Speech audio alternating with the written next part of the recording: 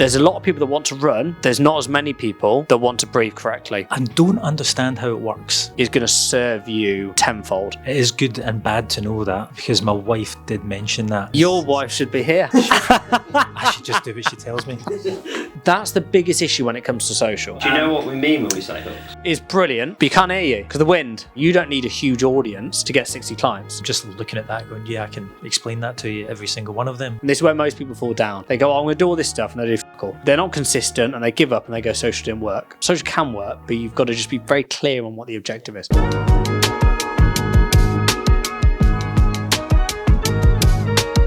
Gordon Moffat. Is that how you pronounce it? Yes, that's it. Yeah. Welcome to In the Comments. Thank you. You are the first person. So we've got recordings all week. But you are number one. That's it. You are the best first. so far. You are the best so far. Tell us your story. You know, you've reached out to us. You fill in the application form via, I think it was LinkedIn. Yeah. Which was really cool. And you're a breathing coach, but you've got a fascinating story. When Michael got it, he was like, okay, this one's really cool. So tell us your story. All right. Well, the short version, moved to Australia when I was 16, surfing, doing the usual things, living the dream. Then became a ski instructor, travelled around the world, a lot of time in Japan, a lot of time in Australia skiing. Then COVID came along, happened to everybody else, and I basically get stuck in Scotland with my wife, having a great time. Had one kid, had another kid, had another kid, so now 3 kids in. And through that time being locked down in COVID, I went through a bit of a change in my lifestyle from travelling through the world.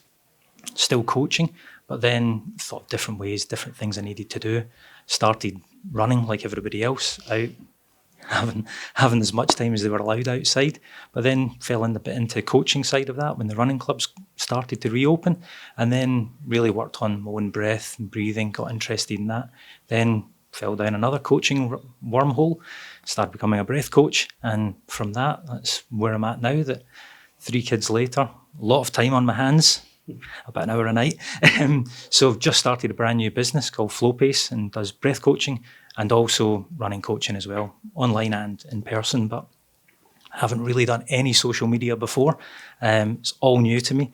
Had a Facebook for keeping contact with friends while travelling overseas, but actual real people that I'd met, and that was about it. The extent of my knowledge of marketing, outlook, anything, just no idea.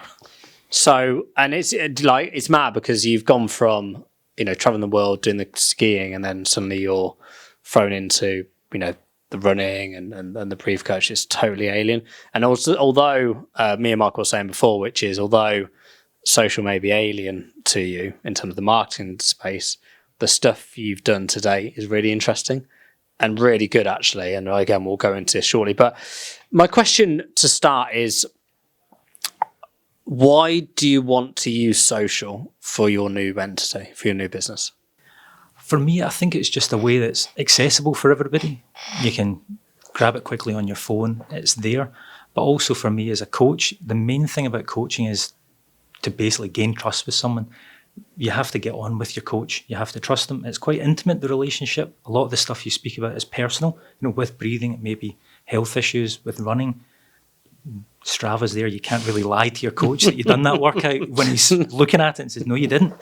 So there is that element that you need, that personal interaction with someone. So I found and I thought that social media might be the best way, just to, people can see me, hear me, know a bit about me, and decide whether they want to try me as a coach.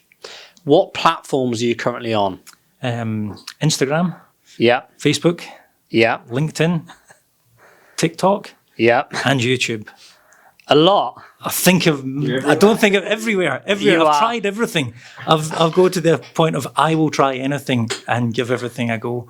That's my motto. Well, you are, I would class as omnipresent. So wherever you go, I have a tiny, tiny presence. Gordon's there. So when I totally agree with what you're saying in terms of coaching, because and I'm a runner. I've in the past looked at potentially getting a coach, never really sort of got on with it. That's the hard part. It's I did actually that's a lie. I did get a coach for when I did an Ironman because there was 2 disciplines I've never done: cycling and swimming. Never swam, and I hate bikes. So I got one for that.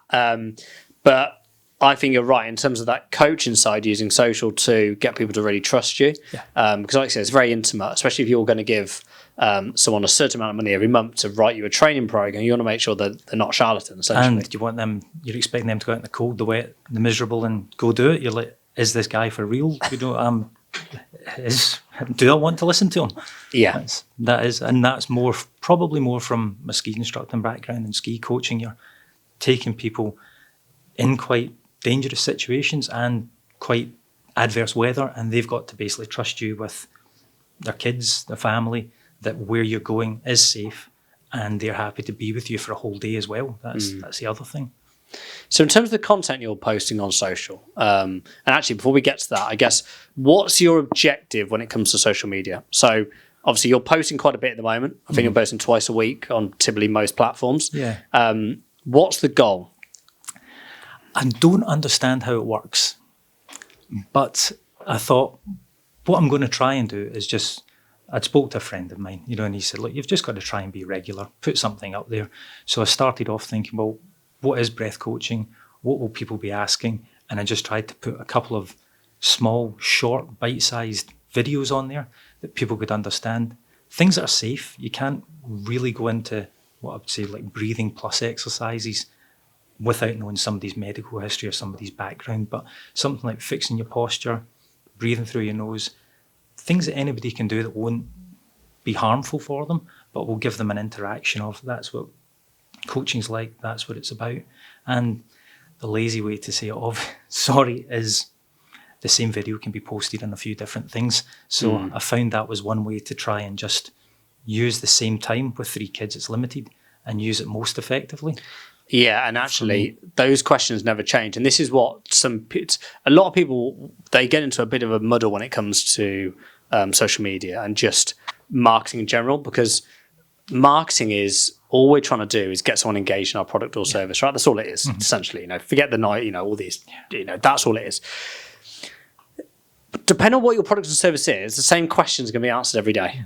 So if you're a solicitor, let's say you're a family litigator, the same questions that will be asked when it comes to divorce will be asked now as the same question that will be asked in 40 years' time. They will never change. So all you need to do is get the top 10 questions that all people ask about, let's say breathing in this case, and answer them. And just repurpose that content. I know it sounds mad, but like Gary Vee, he does it so often. When you watch a lot of Gary Vee's content, I don't know if you know him. He's like an entrepreneur in America. Right. He's everywhere. Yeah. He's like a cockroach. This guy. I've probably seen him then. He would have. He's everywhere. But some of the stuff he talks is true. But all he does is just repurpose the same thing, the same stuff, and all you're doing is regurgitating it. So I think for someone like yourself, and we'll go into this, which is, you don't need as much time as you probably think. We do a lot of content, Michael and I, around certain stuff, but the questions remain the same. Our product now, which is Rupert, the challenges that we help people face are the same, which is comment management, dealing with negative comments, whatever it may be. It's just the same ones. It's just how we do it. So in terms of the goals, one of the goals is obviously how to use social. Yeah. I want to bring it back a little bit to more, and we said just before we started recording, is around the commerciality. So I always like to look at social, it doesn't matter if it's organic or it's paid, the commerciality around it, because all of us need to make money. That's the reality to it. So for you to be a successful in your own right, in terms of what your objective is, how many customers do you need for you to go, well, I'm well happy with this? I would say if I could be getting 1 new customer a day at the moment. Okay. That gives me enough with my time to give good quality and really drive that personal for it. But with coaching, it's an ongoing, basically it's an 8-week program, say, in running and breathing, 4 or 5 weeks to get yourself to a good place that you could drop out of the coaching, then, continue your own practice. So if there's always that current refresh, once I've got a good base, if you were always driving 1 or 2 new customers a day to good base, that would be great for me. So you're looking about 50 to 60 clients and at one time sort of live? Yeah, live 50, 60. Okay. And depending, some people, I've been doing a bit of work obviously, but some's been with groups, some's been with individuals online and in person. So it really varies on what that person's need or that person's availability is. But obviously if it's a group, a commercial venture, if it's a bank, say, or something like a call centre, you can take more people on, but that would be at a similar time, couple of hours during the day, but it would be online probably or at their location. So really just the same time with that customer, whether it's 7 in a group or whether it's 1, really just does take your time.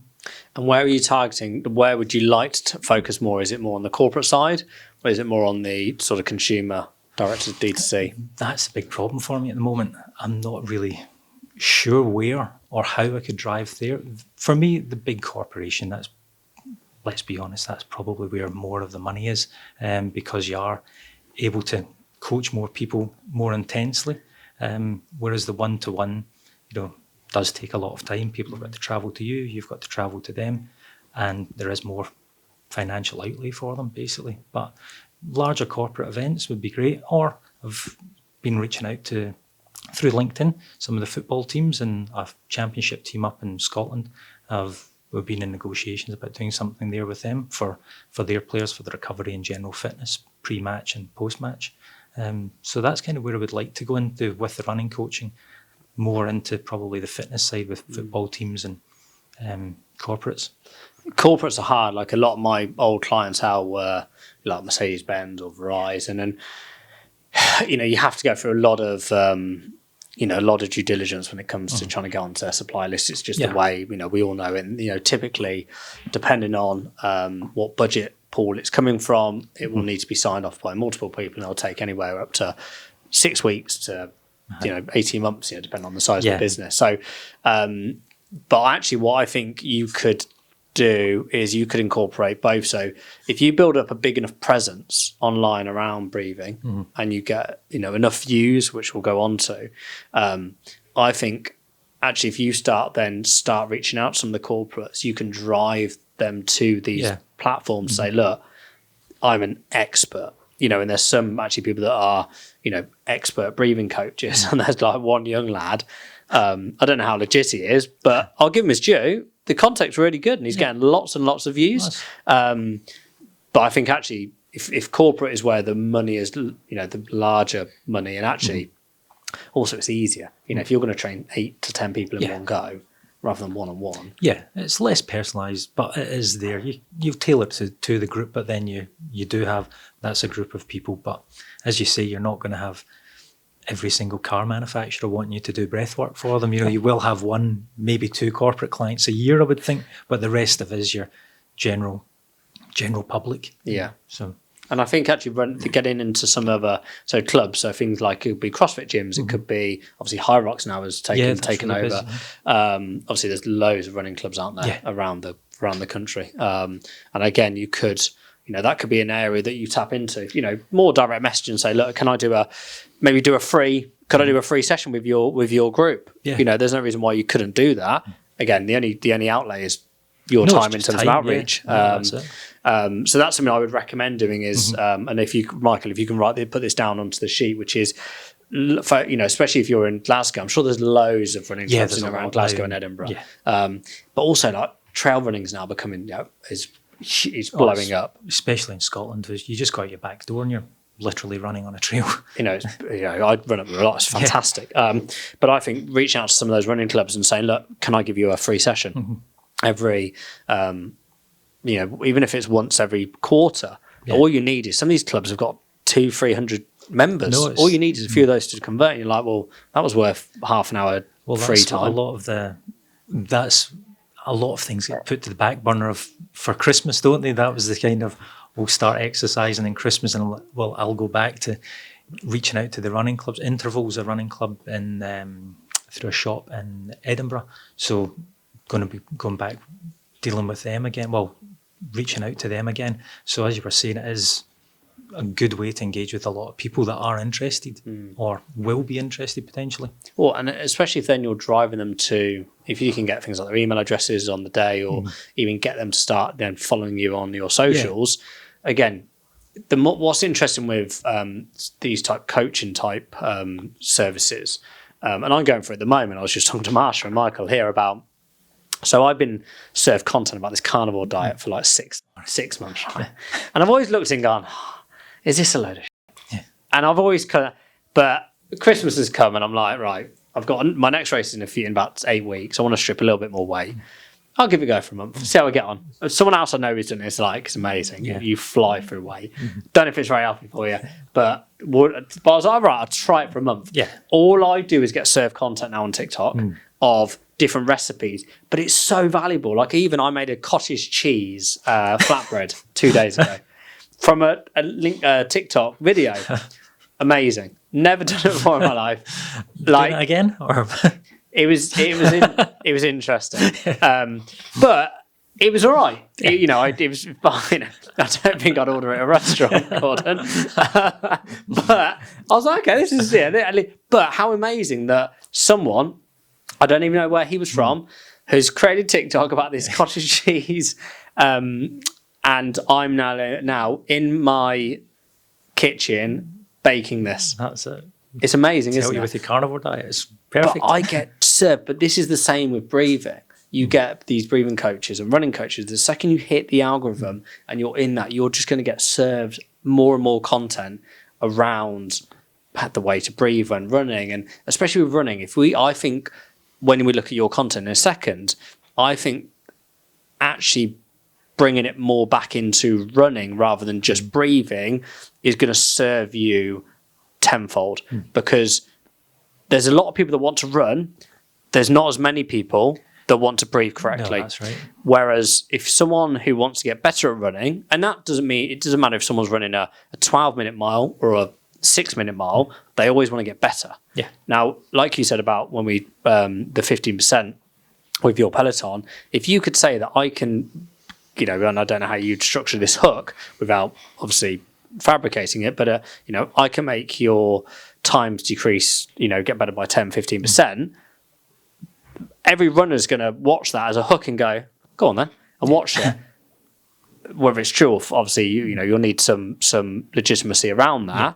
But that's a better hook. And I think actually incorporating your service and offering more to running, I think you're going to open up such a bigger pool of people, opposed to just a breathing coach. Because for someone like myself, I would never think about getting a breathing coach. No, you do breathing secondary as a benefit for your running sort of thing. Yeah, running, add better breathing onto your running. Well, do you even know what impact it has? Yeah. Like I run and I breathe. I breathe out my nose and out my mouth, unless I'm really, really blowing. But that, there's no education on it. No. Whereas I think actually if you start educating the market, and the running market especially, which is blowing up as well, it's a growing market, not only here, but here in the UK, all overseas. The US has had an influx recently of new runners, especially trail running, because we know that's getting bigger. I think incorporating what you do more into that, I think especially across socials, you'll just see growth straight away. Opposed to just being a breathing coach. Well, it is good and bad to know that, because my wife did mention that I should focus probably more on the running and the breathing as an add-on. So I may have to admit she's right then. Your wife should be here. I should just do what she tells me. She's a very clever lady. Only because it's a bigger market. Like if I we're in obviously our offices here. Let's say there's 25, 30 people out there. If I said to all of them, would you pay for a breathing coach? And I'm just guessing here, I would reckon 99% of them would say no, without any education. If I said to them, would you pay for someone to get you fitter and get running better? I reckon 80% of them would. I'm pulling these numbers from thin air, by the way, just my opinion. When you put it like that, most people, would you like to breathe better or do a faster park run? I'd say most people would say Faster- faster park run. What's a straight- hook? Or do a park run. Do a would park be run. The other one. Like look at Couch to 5K. Yeah, like that's when you huge. look at that, it's obscene. Like I know people are unfit. If you can't run 5K, I'm sorry. I think the world's gone mad. You know, one of my friends is trying to get fit at the moment, and I just came As a running coach, I say it's totally fine. If you can run a kilometre, you can always run more. There's nothing wrong with walking a kilometre. Exactly. And getting up to 5K and then doing it faster. I believe if there's a gun to your head, people will do a lot. And They do a lot. And 5K, they'll be able to do it. They park better. Not just run. So I think, again, what a hook that is. Get a quicker park run. Do your first park run.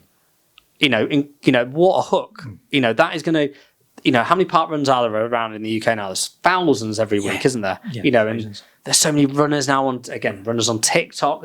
That, for me, is where I believe you're going to get exponential growth. Yeah. And using social for what we're trying to achieve, which is conversions. You know, you're trying to get 50 to 60 clients live at one time. There's 50 to 60 people that will pay for a running coach that can also help you breathe better, Yeah. that can incorporate the two together, which is why you're different. And again, when you look at coaches online, they're a running coach or they're a breathing coach. Why can't you be both? Now, I don't know exactly how we can incorporate that into one. You know, which comes first, but Well, that is the crux of the issue there, isn't it? In a certain extent, when you then focus down one, then. But I think with my focus was more on the corporate at the beginning, and that's when I thought, well, I'll put the breathing on, and I was just waiting. I was just telling you offline about my level 1 coach and was waiting for my level 2 that I've just passed.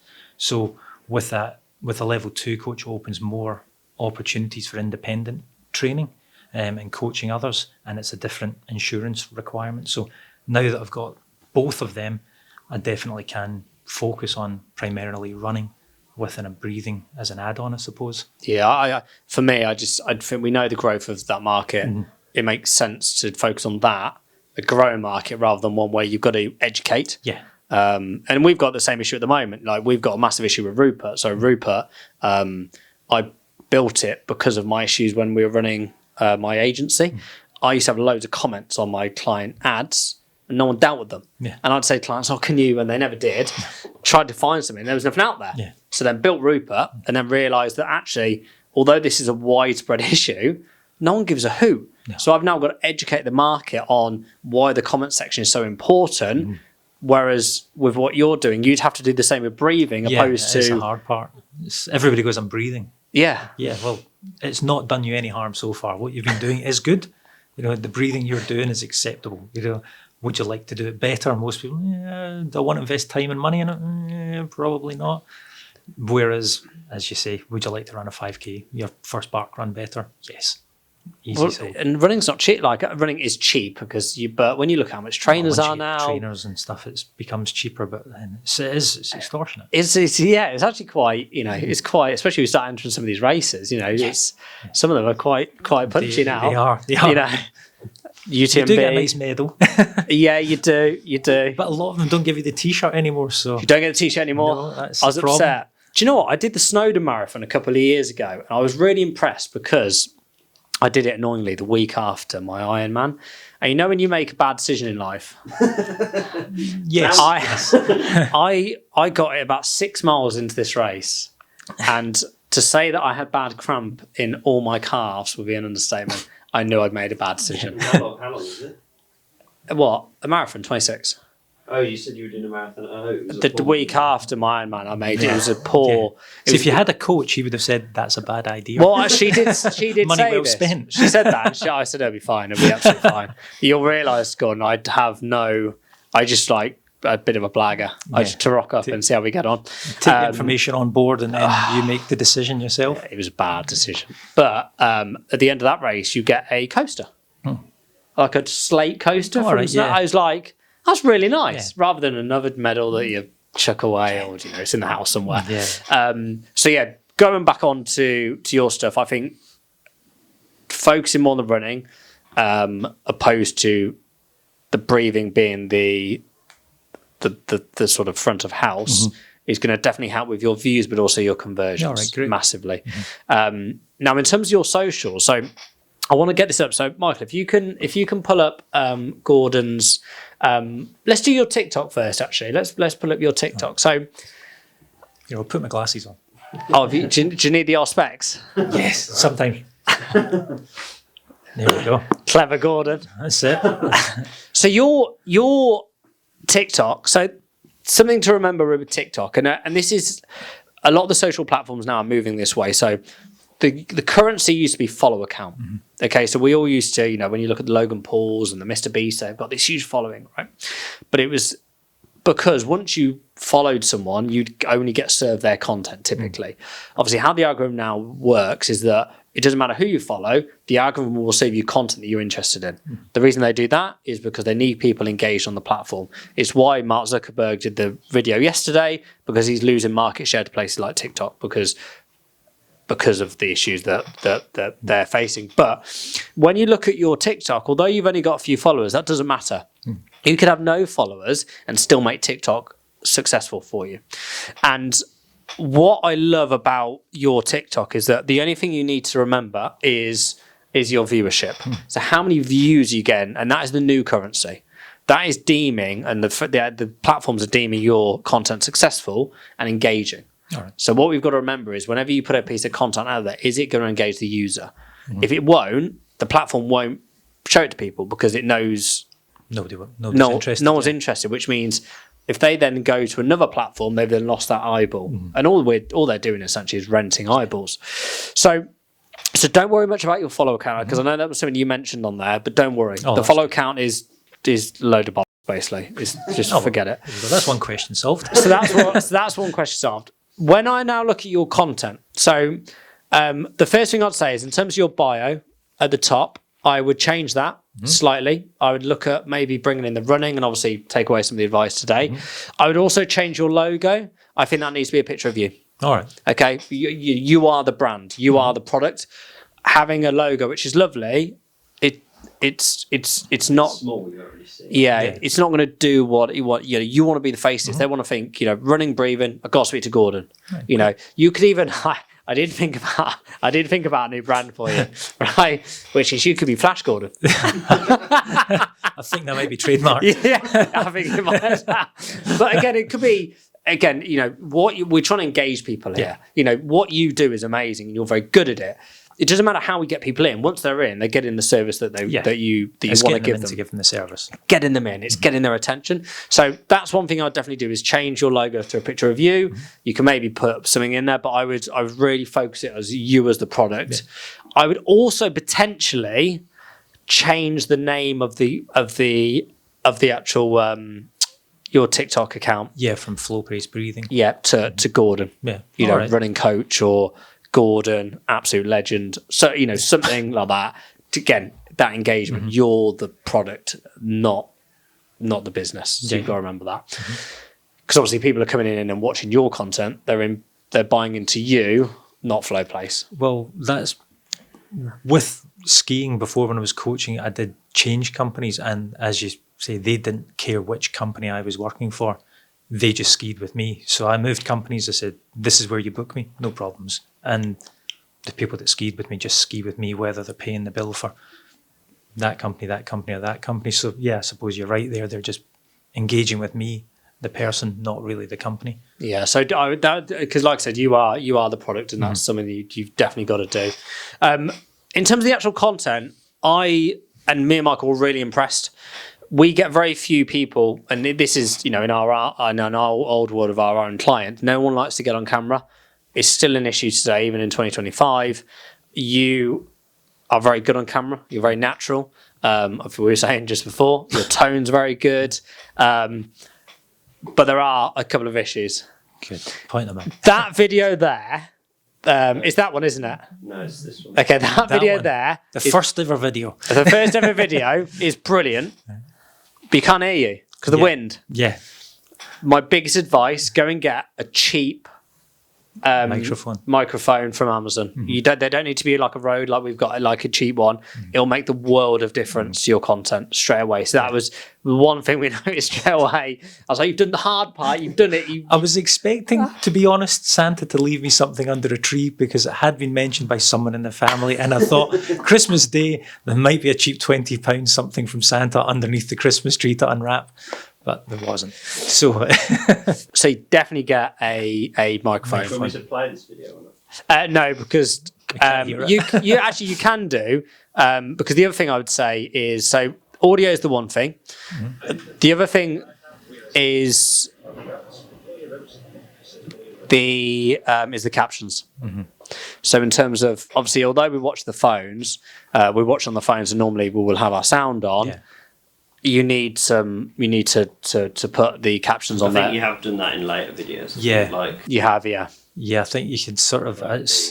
Yeah. It was a bit you can see it's quite. I thought I'm not deleting anything, but it was that a bit of an evolution. If you was there, then I found how to put captions on, so I'd put them, and then I realised I'd put them, I think, a little bit too high on one video. So I mean, I'd only noticed if I was scrolling other people's that you can't actually read them because normally your sort of bar covers them, and I was like, well, there's not much point putting them on and not putting them where they can be read when somebody's just scrolling. So it was, good feedback. Really, again, it's simple, and there's a platform that you can use, and it's really cheap. Opus. .ai.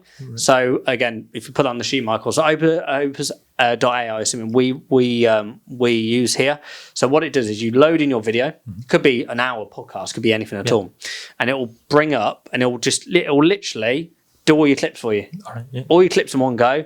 It'll do the captions, all of that stuff, and obviously you may need to check a couple of words because it may depend on your voice or whatever it may be. I've had a couple of them. But all in all, it's really good. I think it's like $15 a month, isn't it, or something? I think there's even a free version. Actually, don't quote me on that. We'll have a quick look. But Opus is incredible. No, there's not a free one. There's not. There's a free trial. Then. Okay, well look, you've got something like $15 a month, which is what, a tenner. It's incredible. It will do all the heavy lifting. All you need to do is do the recording side. So that's something I would definitely implement because you can then flood yourself with content. You could literally do a recording day and do 3 hours of recording, whack it into Opus, and you've got content for 4 months. For weeks done, so I would definitely look at implementing that, because what it'll do is it will do all those captions for you. You don't need to worry about the placements, it'll just do it. So I would definitely look at Opus, which will help massively. So Michael, if you can go back to TikTok for me, please, sir. Thank you. So all of that is fine. The only thing I would say is that some of these videos you're using really big words. Yeah. I have no idea what they are. And if I don't know what they are, the vast majority of other people won't. Yeah. So I would say dumb it down. Not because the UK population is stupid. No. World population. The world population. I just don't know what they were. I think there was one word with an S and a Y and a T. Yeah, it was sympathetic and parasympathetic. So they were the two nervous systems you use. And I get how they would be confusing. So I would say maybe some of these videos, there's a lot of content in one video. I would say review them, and actually that there, in terms of what they are, those nervous systems, that should be its own video. Yeah. This is this, and this is this. Very simple. It might not get loads of views, but it might be the views of someone that's watched 2 of your other videos, and then they've watched that and gone, obviously because the algorithm will push it that way. I would look at actually maybe cutting these up into shorter videos. But like I said, the content is fantastic. I would just dumb down the language, especially with some of those words, because, like I said, we were watching them, and I said, I don't know what any of this is. And people I'll tag you in the reviewed versions. And people you'll have to show me how to tag you first. But that's good. The other thing I would say is your hooks. There are no real hooks in there. Do you know what we mean when we say hooks? I'm going to say it was told by my former IT advisor. My wife said it has to be something like the number one exercise to do for office workers this year at the start. Is that kind of what you're getting at as a hook? Yeah, So I think like, fix your posture and balance by putting your head on right. Is that like the hook? Yeah, Or- it's the first 3 seconds essentially. All right, okay. First 3 seconds of the video needs to, and although it is 3 seconds, I believe based on the content that we've been producing for the last 4 years, I think it's down to now 2 seconds. Yeah. I think, especially with TikTok, you fly through stuff very quickly. It's got to be 2 seconds. So how can I capture that attention quickly? So it's that first 2 seconds. What can get people interested? So if you're talking about the nervous systems, did you know this about your body? Or, whatever it may be. But start looking at, and what's amazing is, something else that I don't know if we put in the notes for you, which is use ChatGPT. ChatGPT is such a powerful tool. You could put in, give me the top 10 hooks for a video which explains this about your nervous system. And it will give you 10 amazing hooks for a TikTok video. You can then pick out the one you want, maybe you amend it slightly, and that's your hook. ChatGPT is such a powerful tool. I don't know if you've used it at all. I've used that a little bit, but It's incredible. It's absolutely incredible. Michael, as we're talking, do you want to just pull yours up and just give an example? Because what you can use chat for is all of this content. You could write, if you put it in and type in, give me 5 TikTok video ideas for a breathing coach, and then give me also 5 hooks for those videos. And what that would do is essentially give you the content that you want to produce. Now, a week's project. Yeah, it could be it. And you'll see here now, video ideas, stress relief, breathing in 30 seconds, morning energy boost for breath work, combat anxiety in real time, better sleep. And then you've got the hooks below. So Mike, if you just scroll down slightly, so you go, all of that. Oh, yeah. Yeah, I can do a video for each of them, yeah. You don't really need to think apart from doing. Coming up, what video will I do? Yeah, that's the biggest issue when it comes to social. But then if you can put that in somewhere and it goes, there you go, there's 25 video ideas. And you know your stuff. Like this is, Yes. No, I'm just looking at that going, yeah, I can explain that to you, every single one of them, your breath is more powerful than you think. Here's proof. What a hook. Okay. Or obviously, if you can try and actually put in Michael, and this will show you how powerful this is now incorporate running into this, and then it'll start incorporating running engines, those hooks and those things. So again, if we're going to go down the running route, because clearly that's the larger market, it will then start tweaking these to stress relief, breathing for runners, breath to boost running performance. Again, you can do these, all the content you can produce now. There's no excuse for anybody, anybody, brand owner, social media marketer now to go, oh, I can't think of an idea. Just literally use ChatGPT. And again, ChatGPT even if you use it as a base and then just go off on a tangent from that, but it gets you started. Exactly. And that stops you just sitting there wasting time thinking when you can be out there doing something. Exactly. And again, you can bulk all this. Yeah. You can bulk, record, use an Opus, and you're flying and you're literally you're banking content for weeks. But these tools are out there, and I don't think, especially people that are sort of solopreneurs like yourself, you're out there doing it. Sometimes you only need someone to go off. If you've looked at this tool and then you go, that's bloody hell! Like, look how much content's there. No, that's loads. It's obscene, isn't it? Yeah, it's finding the time to record them now.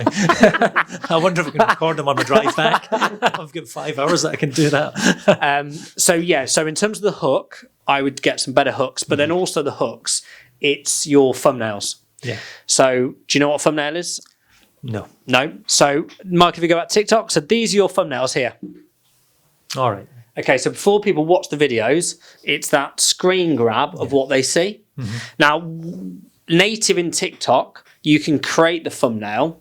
So if you'll see this. So when you post, you'll see that it says create a thumbnail, and you can sort of hover across the whole video, and you can stop at any point. All right. And then you can overlay some text, and this is within apps. You don't need a software to do this. You can do it. TikTok's great because natively you can do all of this editing within there. All right. So trying to create a good thumbnail. Have you got any examples of ours, Michael, to show? This one's quite good. Yeah, that one's good. That one's good. Because if these people just went onto your page and they they don't know what these videos are. Like if there's this video with the thing here might be great, but if I can't see what it's about, I'm not gonna. I'll pull up our one while you're talking. So yeah, it's just that thing, like I said, Mike saying, if they're on your page, they can see exactly what that video is about, and what TikTok really likes. Because I think, we're going to look at, in terms of all your platforms, I think you need to focus on one opposed to all.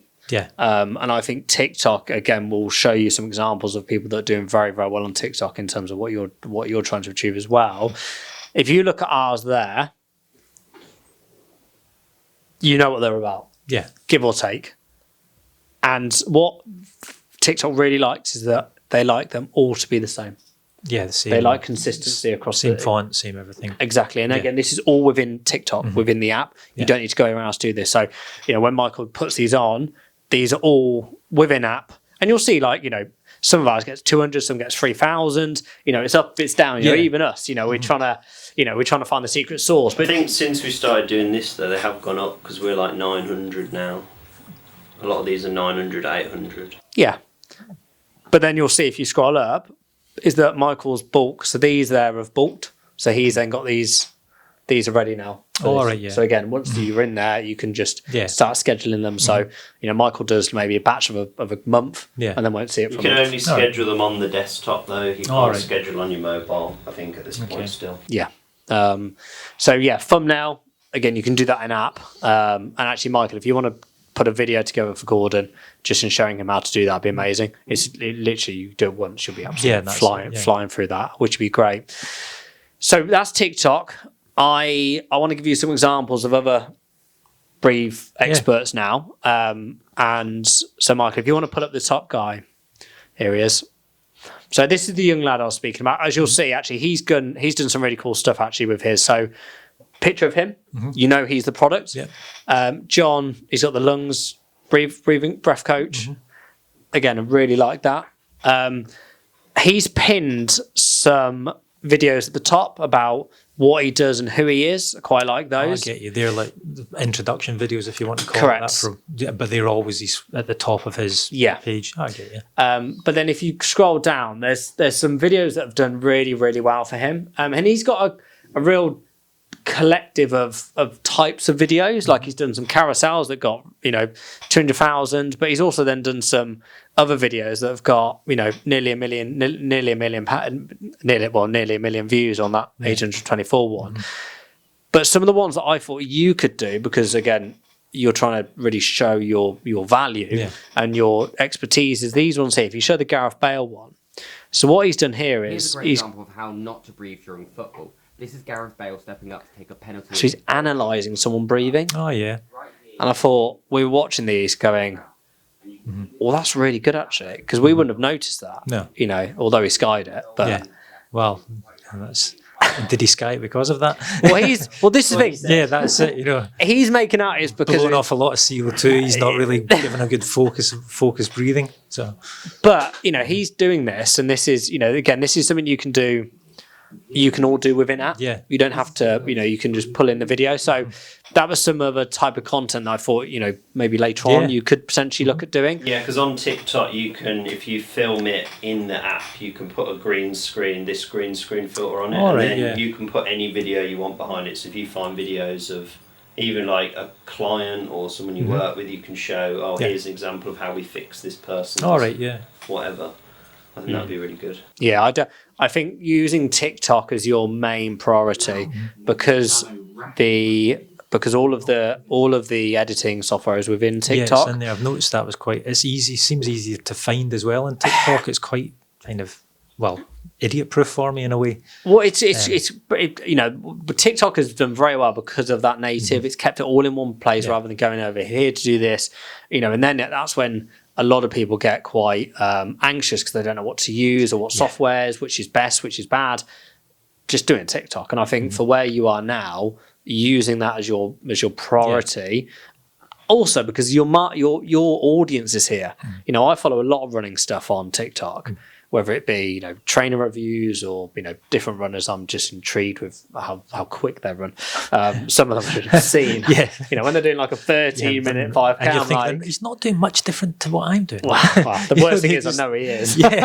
Just doing what you're doing faster. But how are they doing it so fast? The bit that baffles me is I did a race in Wales a few years ago, and the winner beat me by like an hour and a half, and I physically I can't figure out how he did it. Yeah, Still to this day, I don't know where that's because you're scrambling at stuff like that, Yeah. and I'm like, there's only you can't go up there any quicker. Yeah. Obviously some people, but not to the degree that you know the borderline motorbike speed. It's obscene. So I think using TikTok as your main channel, and again, this is where your audience is sitting right now. They want to absorb content. They want to get better at running. They're on TikTok. They're trying to find alternatives. They're trying to find solutions to their problems. They don't know they've got a problem yet. Yeah. We need to tell them they've got a problem, but we need running to be the catalyst and the bullet hole in. You know, the bullet hole in, once you're in there, then you can serve the content, which is around the breathing work. Yeah. But actually the bullet hole into your audience is the running. Yeah. And then obviously go out from there. Yeah, and being happy on camera, I think I'm happy to do it on TikTok. That's the thing with the video. I find it easier to do that than it would be to write stuff up on other platforms and things. So it's a easy well, not easy, but a comfortable platform for me to work on, I would think. Yeah, that's what I definitely do. Now, a couple of other things I wanted to say about some of your other socials. So obviously you've got things like Instagram. So again, sort of same things here. I would change the logo, you know, normal stuff here. I would also look at things like Reels. Reels are getting pushed a lot further out by Instagram. Static just posting doesn't really get too much on Instagram, unfortunately, unless you've got a huge follower count, which does sort of count with Instagram. But if you're doing anything on Instagram, do Reels because it's going to get out further. And also, the content you're producing on TikTok can then be repurposed for Instagram. So you don't need to then double bubble. Yeah. You can just put them across both platforms, which means in terms of time, something you haven't got, you can just do that. Yeah. But same things, thumbnails, good hooks, you know, the same logic applies across all platforms. But I would say if you're going to focus on Instagram, just focus on the Reels. Yeah. Don't produce content just for the post section. Just really focus on the guy Reels. we showed a minute ago had really good hooks as well. Like the sort of questions are quite good. If it's like the do you have this? Do you struggle with this? It calls out then to people who will listen to it and go, oh, I have that. I'll That's watch, me, I'll engage in that. I want to know more about what he's going to tell me type of thing. So then if we go onto your YouTube channel. That one has just been... I'll worry about that later. That was my thinking of it's just I've got these videos. I'm just going to put them on there. All I was going to say is I would again, you know, what I wanted for you to get today is that you can repurpose a lot of the stuff you're doing. I think you can put the YouTube Shorts are very similar to TikTok and they're very similar to Reels. All right. It's vertical, so you don't need to do it landscape, and you can again just repurpose. You can literally put the same video you did on TikTok on YouTube Reels. On YouTube Shorts, you can just literally post them on there. So again, rather than having to do different content for a different platform, have TikTok as your main one and then just drip feed the content across Reels and Shorts, because you don't have to redo anything. Okay. So it keeps it a lot easier for you in terms of time. And as long as the content is good with a good hook, and we just put into place some of the things we discussed, you'll just see growth. It should get there sometime. Exactly. What I would also do is I would change with so your picture there is great. I'd put that across, make sure they're all the same across all platforms.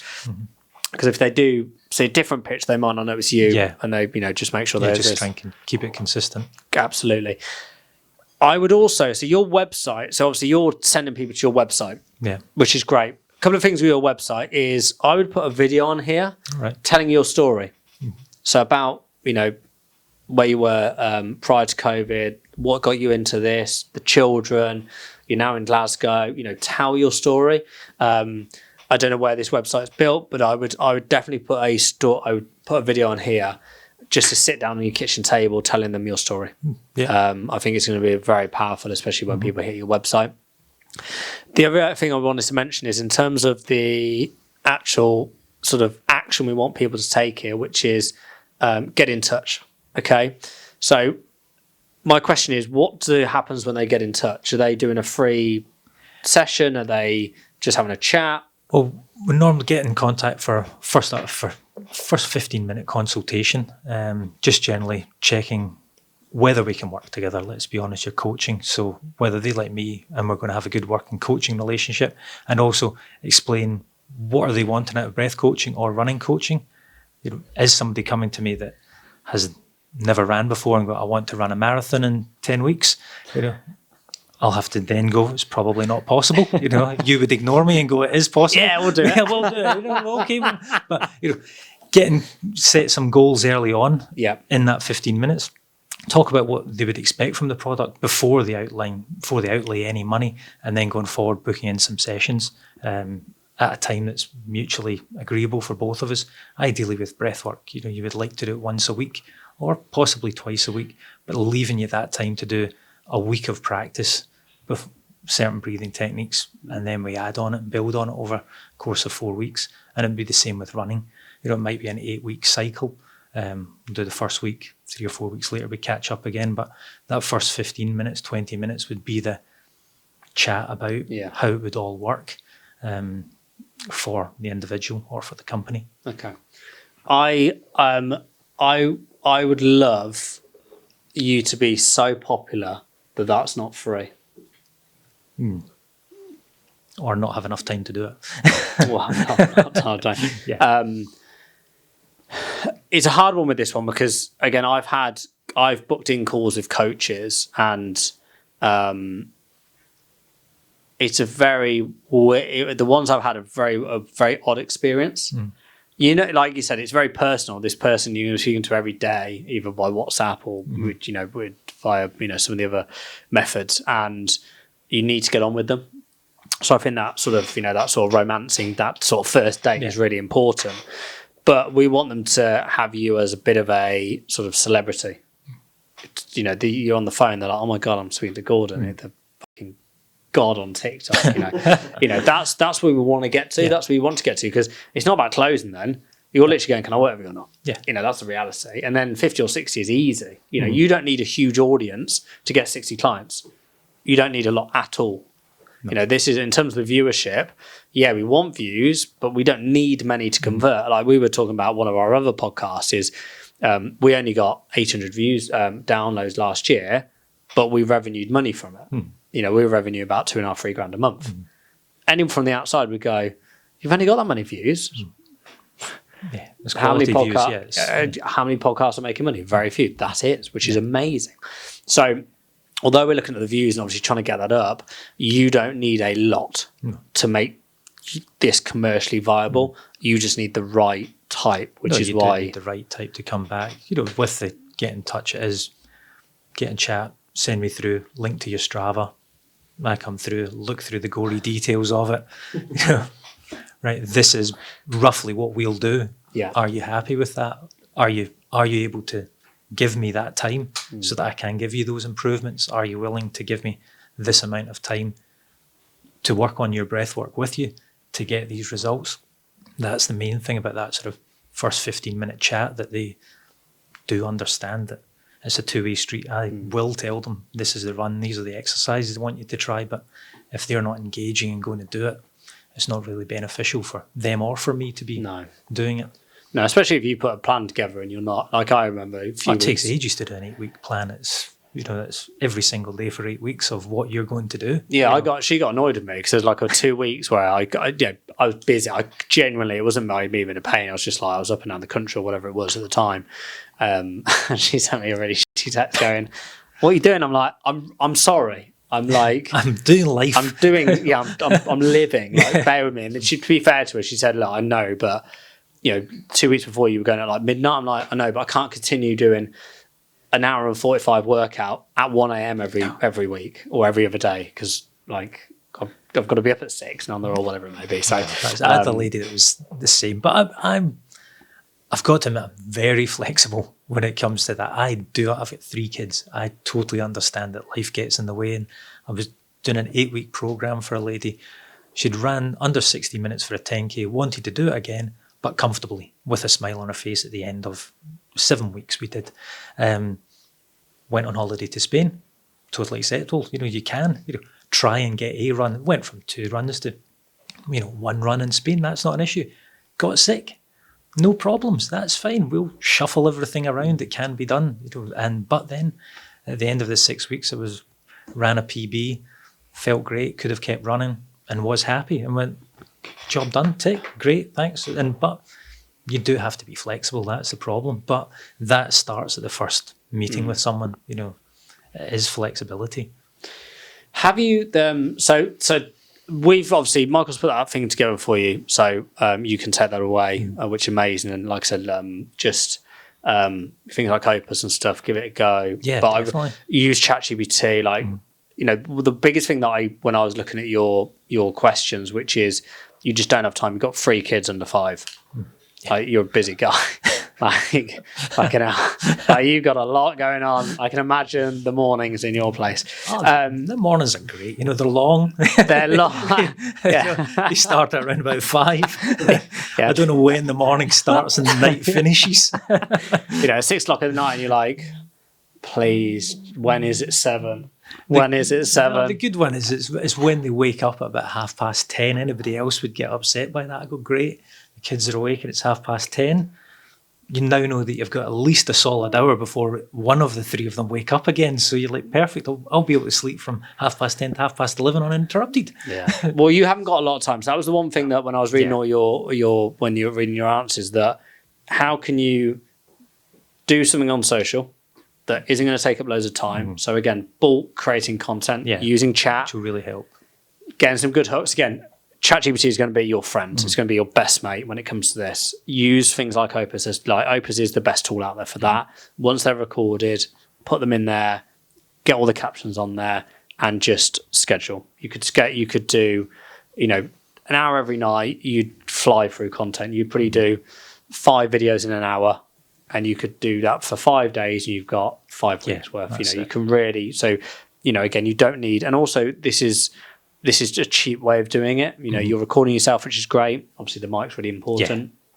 But in terms of the batching and bulking of content, batch up and schedule it. And then put it across YouTube, Shorts, put it across Reels, the same videos. You don't have to redo it again. That was the biggest thing when we saw your stuff. And, you want to become a bit of a celebrity in that field.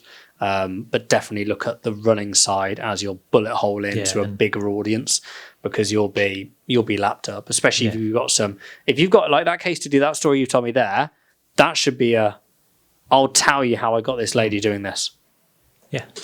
Like that's amazing. I've actually got the review there. I've got to be honest, I haven't edited it and put it up yet. but that's it. And do videos when you're walking as well. So there's stuff going on in the background to keep, people love that type of content. It keeps them engaged. So although you do a lot of stuff face to face, do stuff when you're walking. Yeah. Different angles, just that stuff's easy for you, which is great.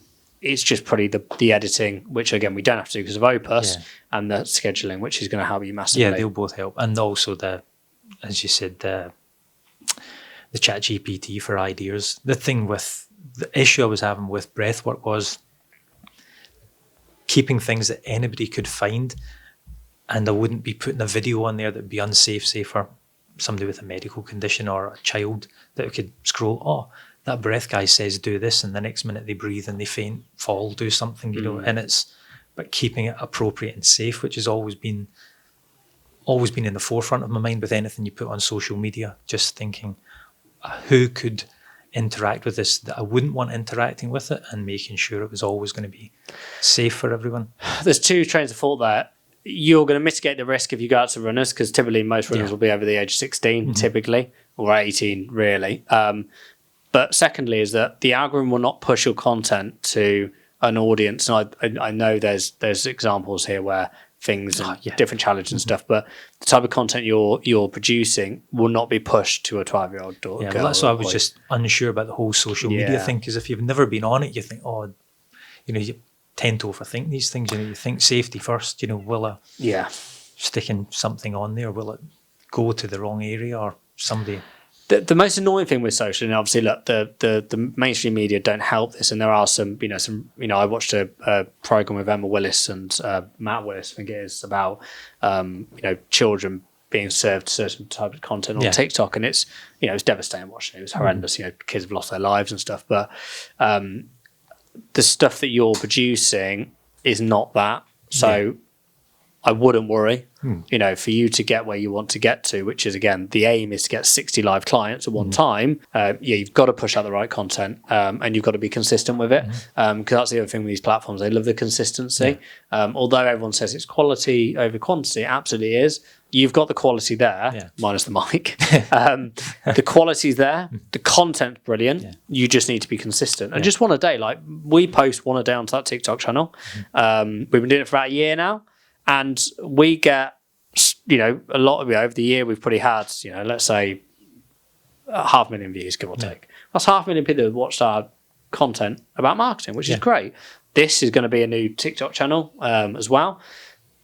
It might be more engaged in the stuff we do on the Fake Marketer, but who knows? It's just we're just constantly testing, but we will be very consistent with one a week. The other two things I wanted to mention to you, and I think it's something to consider. Probably not today because you're busy with three children, 3 and 4, 5, sorry. But one is creating a community. So maybe create your own running school, but breathing being the focus, like the real emphasis on the breathing side of it, like a really different running club, and that could be virtually, or that could be in your local area potentially. Or, like I said, but I think creating a community around what you're doing for runners could be very interesting. Maybe giving a load of free content. And the way a platform, and again, Mike, if you can write this on, there you go, on the board, which is there's a platform called School, which is SKOOL. There's a guy called Alex Hormozy who is big in America, very successful entrepreneur, and he created School because he got fed up of Facebook groups. Facebook groups are great, but they're not brilliant for when you're trying to really put content in front of people. So types of content like lives. He created something called School. It's flying, and it's how people are now building communities, but outside of Facebook. So they own them rather than Facebook owning them. And I don't know how much School is. I think it's like about £90 a month. It's probably not a conversation today because you actually need to put on some content on there. But I think further down the line, you could start pushing runners to that school, which is around how you breathe. And that's all free, but they then know that, imagine you had 500 people in that school. You only need 10% of them at one time to be using your coaching. That's it. And you'd like to think that because they're going on every other day or once a week to absorb content from you. Content, they would feel the benefit of. They might not want a coach all the time, but they've got a particular race coming up. Gordon really knows his stuff. Let's see. Intensive couple of weeks coming up before that. Check in, have a look at this. What can I do? Polish it off.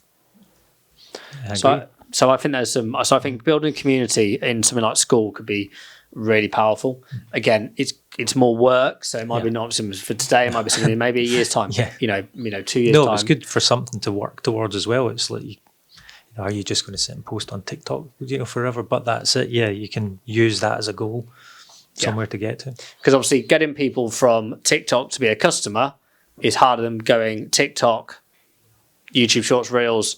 Hey, come and join a free community where we'll teach you how to breathe properly while running, and then here's some of my coaching classes. There's less friction than there is going straight across. Straight there. So I think that's a pretty longer aim. The second thing was lives. What you do is very, very what's the word I'm looking for? It's very visual. You can make it visual. I don't watch these two, but there's 2 lads on my TikTok. They go live every single morning. They're personal trainers. I'm sure it's close to you. I was saying to Michael earlier. When you see the background of somewhere and you're like, I know that. It looks familiar, but it can't be. It's on TikTok. It's not around the corner. Convinced they're near here. But anyway, 2 young lads, I say young, they're probably my age, and they go on live and they do a workout for an hour every morning. Every single morning they go on live. And I'm not saying you do that, but they get like 4,000 people doing this workout with them now. Unbelievable. It is. Like the sort of Joe Wicks thing. All right, yeah. Very similar to the Joe Wicks stuff. I can't believe how many, these are just two young, fair play, unbelievable. Yeah. They're out this morning. Crazy. It's cool. I thought you could do that maybe twice a week. Yeah. Maybe you could do like, I was thinking about some names for you, like breathing for breakfast. Well, to be honest, all of those videos, you'll notice I'm dressed roughly the same and the weather looks the same. They're all done normally on a Wednesday when my eldest goes for a nap. I take her out for a walk. Okay. I'm like, she's gone to sleep in the pram. I can do a video. So that's when I've been doing the videos, basically when I've got time and I get a walk in, bit of exercise. And I think, right, I've got some time to do a video or two videos. And generally they are done live because I don't really have time to go through them 2 or 3 times and take 2 or 3 different versions. So yeah, that's a definite option. I think the live, because obviously what that's going to do is you're not going to get loads of people. Michael, go on to TikTok now, and your TikTok, and just go onto a live for me feed. You're going to get people that will come on, and it might just be 10 minutes. Okay, I actually did a LinkedIn live at 11 o'clock. I do it every Wednesday. I just give 10, 12 minutes of just content around how you can best get value from your comment section. And we had, how many did I have on? I had 17 on. They all watched the whole 12 minutes. I'll probably get another 50 over the next 24 hours that watch it, which is great. So there's about 60, 70 people there. But you'll see here that these people are just live. What? Just any old sausage, Michael. Oh, you want me to actually click? Yeah, just one that's sort of fitness based. Oh, yeah, that would help. So yeah, something like this, obviously. So they're live now. Forget that this is a live event in Thailand or somewhere. But imagine that was just you on screen for 10 minutes going, hi guys, right, I'm going to show you in the next 2 minutes how we're going to do a certain breathing technique, and actually showing them live how to do it. Yeah. And if you did that once a week, TikTok is going to love you because you're going live, which means all your organic views are going to get more. But it doesn't. Does that get recorded and go onto your reels again? Does it? It does get recorded as well. All right, so it's basically a cheap version of a content for me as well. Sort of thing. It's an extra post. And if people join, they can obviously comment and ask questions or that sort of thing. All right. If people have questions about stuff, you can answer those as well. So it might be, runners breakfast, breathing breakfast or something every Wednesday at 10. And you go on for 20 minutes and I'll answer any questions or show you techniques on how you can breathe better while you're running, whether that be a 10K or an ultra or a marathon, world 5K, whatever it may be, and a certain technique. Because bring up the other guy that we saw, Michael. There's a guy that we found who does some very strange content when it comes to breathing. But I don't know if you've seen this chap. I just found these by just typing in breathing coach. Yeah. All right. So this guy does a lot of mad, if you scroll down a little bit, Michael, just some of he'll show you, he'll like get really close to his face and he'll get really in and show you how to do stuff. Obviously, he's an interesting character, but he's getting views. Yeah. No, he's getting, I don't know what That's a visual hook as well. So right at the start, if you scroll past it, you just see this guy with his tongue out. And you go, oh, what was that? And then you go back. And it looks a bit like Dog the Bounty Hunter. We were talking about voiceovers as well, aren't we? Yeah, the problem with voiceovers, Michael, is that it's just the time element. You're having 3 kids under 5, mate. I've got 2. And it's hard enough. Michael has none. Yeah. It's a suggestion. I'll send it to you, Michael. You can sort it out and send it back. You can have them for a week. You can have both of ours. Have all 5 of them. So Michael's going to say about voiceovers, you just don't have the time to edit it. So I don't think it's fair to even mention it, buddy. Again, they work, but again, when you look at some of the content he produces, some of it's really close. I'm not saying you do this, but in your live, maybe showing, and I don't know techniques, so I'm just sort of touching my face for the sake of it, but, how you would do a certain one and why that would benefit. So, yeah, potentially looking at that live every week, but again, try and be consistent. Yeah, if you consistent want to time. do it, it's, and it might be that actually it's down to time, so I'm not going to do it, until the... No, I probably would have the time to do it live. That's the thing. That's something I could probably add in quite easily. to my week. Yeah, because no, it could be that's just 15 minutes. No, that's what I mean. I can find 15 minutes during the day, one day a week, and I can be consistent with it. Most of my posting, giving away all my secrets here. I go to gymnastics twice a week with my children, and most Get of the them, laptop out. it's on the phone. There it gets posted. Our youngest daughter's having a sleep, hopefully, in the pram. One of the other children are at gymnastics for 40 minutes. I am watching them. But then that's when my posting gets done, Tuesday, Thursday. It's not a surprise that Tuesday, Thursday are the gymnastics days. So that's when I try and get everything fit as much as I can around a busy day. Yeah. Because I don't always have time at night if I'm working or, doing actual paid work. Yeah. It's not a lot of it can be done always during the day. Well, obviously with chat, with some of the things we said about today, there's no reason why you can't bulk back to this content. You could be weeks in advance, so you can actually watch weeks them in advance, get them edited before, put them there, enjoy the gymnastics. Yeah. Although even when I take Quinn to gymnastics, I can't see because there's only one. It's like on a high rise on the mezzanine. Right. There's like one bit that's glass, so no one can see anyway. Oh no, ours are quite good actually. To be fair, you can see there. You can go upstairs and they've got the whole viewing platform. Well, I get whatever you say because of that. So I'm like, okay, great, we get in there. I guess any other questions, Gordon? We've gone through quite a bit. It's actually been really helpful in the way that you said before, I'm not as bad as I thought I was. So it's kind of good that it's been validated. I've kind of muddled my way through the right trajectory, and things that you've given me to do are changeable, things that I can change quite easily, but that will improve what I'm doing. The one thing I was going to ask you about is LinkedIn. I find actually it not bad, as it seems to be a lot less, I don't know, spam on there, or it was quite easy to engage with people that were, I've had quite a few leads from it, like football and other couple of things going on, because I can see what people are interested in, and it's not as if you're just adding somebody blank on Instagram or TikTok or something. Is that? I guess it depends what the objective is. Obviously, we spoke today about it was more for corporate clients. To be for corporate. So I reached out to a few strength and conditioning guys from football and a couple of football managers, and one of them came back, yes, well, we are interested in that. So I didn't know if is that something that you think I think if you're using it for that, absolutely. I think be really clever. Be very careful with LinkedIn with your ICP. So who is it? I've been posting and things like that on there. That's the thing. I'm more or less using it for.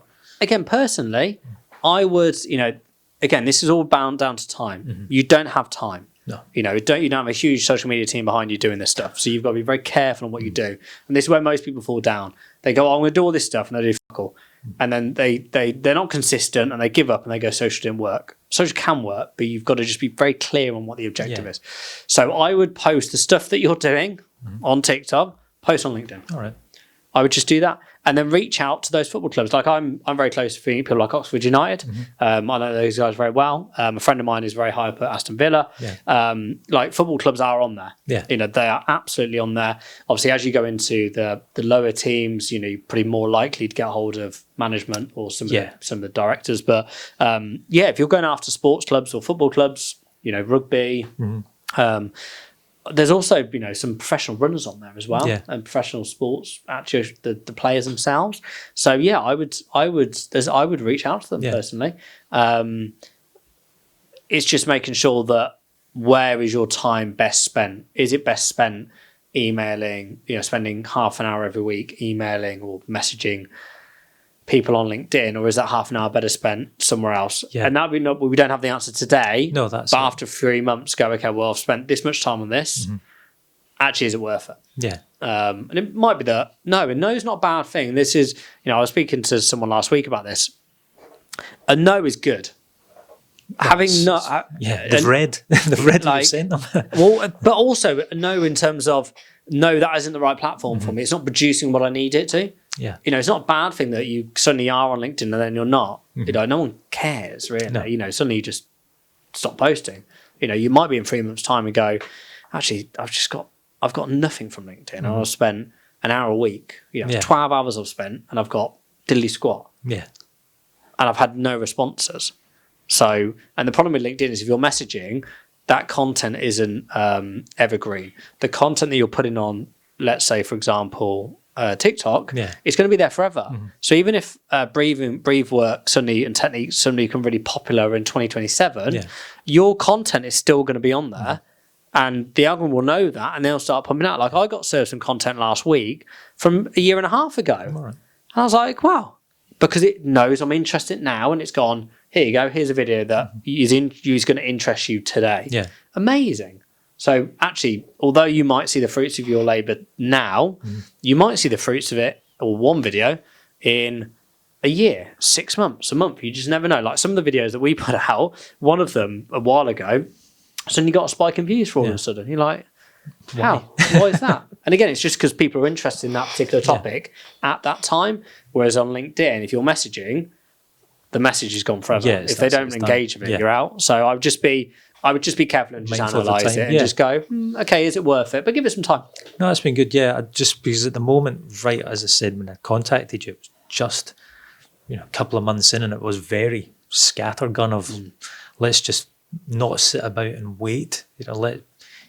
Be proactive. Get a website going. It wasn't perfect when I first put it up.